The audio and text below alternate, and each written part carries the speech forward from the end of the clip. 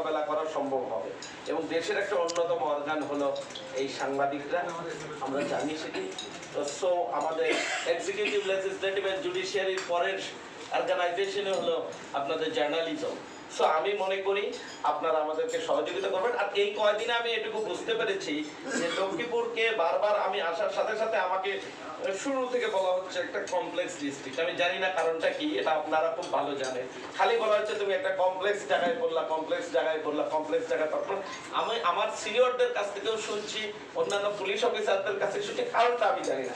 কিন্তু আপনাদের সাথে কথা বলে সেই শুরু থেকে এবং এখন পর্যন্ত আমার যেটা মনে হচ্ছে সকল স্তরের জনগণের সাথে মিশে যে সবাই তো সহযোগিতা করতে চায়। সহযোগিতা যদি সবাই করতে চায় তাহলে তো কমপ্লেক্স আর কমপ্লেক্স থাকার কথা না, এটি সিম্পল হয়ে যাওয়ার কথা।